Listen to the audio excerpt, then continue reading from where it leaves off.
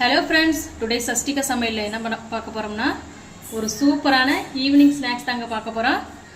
சாதம் மீதம் இருந்துச்சு அப்படின்னா நீங்கள் கவலையே பட வேணாம். இது மாதிரி ஸ்நாக்ஸ் செஞ்சு கொடுத்து பாருங்கள். குழந்தைங்களாம் விரும்பி சாப்பிடுவாங்க.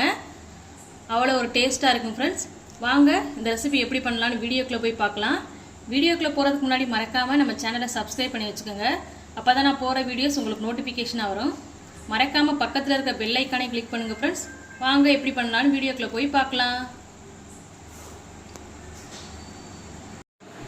இப்போ நான் ஒரு கப் பழைய சாதம் எடுத்து வச்சுருக்கேன். இது கூடவே 1/4 கப் அளவு கடலை மாவு எடுத்து வச்சுருக்கேன். கொஞ்சமாக வெங்காய திருவி எடுத்து வச்சுருக்கேன்.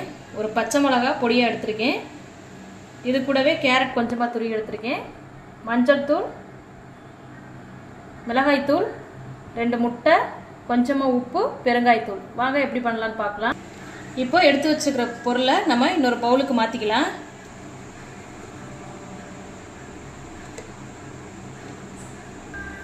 இப்போ இது கூட எடுத்து வச்சிருக்கிற முட்டையை உடைச்சி ஊற்றிக்கலாம்.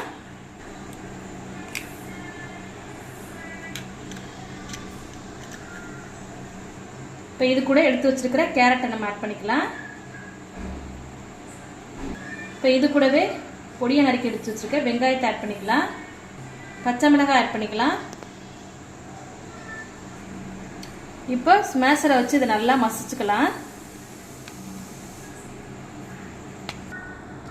பாருங்க ஃப்ரெண்ட்ஸ், நல்லா மசிச்சு எடுத்தாச்சு. இந்த பக்குவத்துக்கு மசிச்சுக்கோங்க.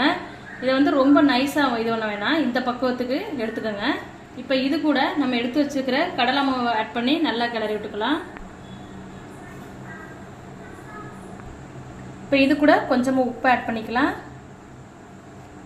இது கூட எடுத்து வச்சிருக்கிற மஞ்சத்தூள் ஆட் பண்ணிக்கலாம்.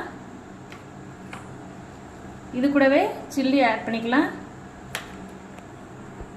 இப்போ இது கூட கொஞ்சமாக பெருங்காயத்தூள் ஆட் பண்ணிக்கலாம். இப்போ இதை நல்லா கிளறி விட்டுக்கலாம்.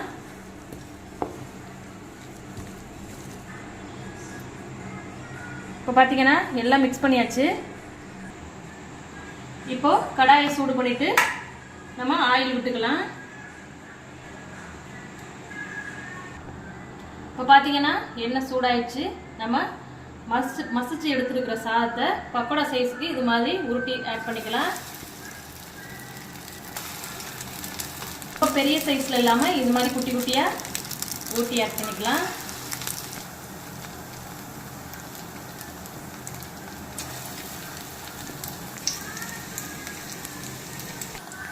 இப்போ இது 2 சைடும் நம்ம கிளறி விட்டுக்கலாம்.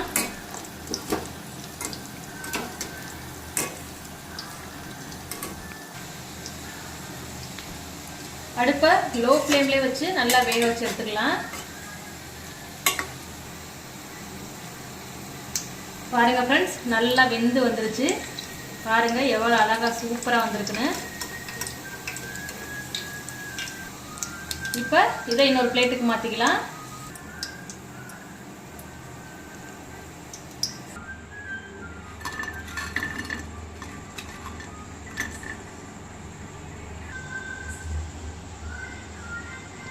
இப்போ இதே மாதிரி மீதி உள்ள சாதத்தையும் கொஞ்சம் கொஞ்சமாக ஆட் பண்ணி எடுத்துக்கலாம்.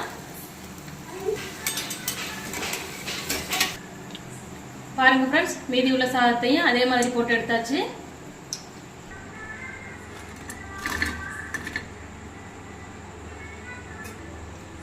பாருங்க ஃப்ரெண்ட்ஸ், எவ்வளோ அழகா சூப்பராக வந்திருக்குன்னு. நீங்களும் இந்த ரெசிபியை கண்டிப்பாக மறக்காமல் ட்ரை பண்ணி பாருங்கள். ஈவினிங் டயத்தில் குழந்தைகளுக்குலாம் இது மாதிரி செஞ்சு கொடுத்தீங்கன்னா விரும்பி சாப்பிடுவாங்க. இந்த ரெசிபி எப்படி இருந்துச்சுன்னு மறக்காமல் கமெண்டில் சொல்லுங்கள் ஃப்ரெண்ட்ஸ். இந்த ரெசிபி உங்களுக்கு பிடிச்சிருந்துச்சுன்னா மறக்காமல் நம்ம சேனலை சப்ஸ்கிரைப் பண்ணி வச்சுக்கோங்க. அப்போ தான் நான் போகிற வீடியோஸ் உங்களுக்கு நோட்டிஃபிகேஷனாக வரும். மறக்காமல் பக்கத்தில் இருக்க பெல் ஐக்கானை கிளிக் பண்ணுங்கள் ஃப்ரெண்ட்ஸ். தேங்க்யூ.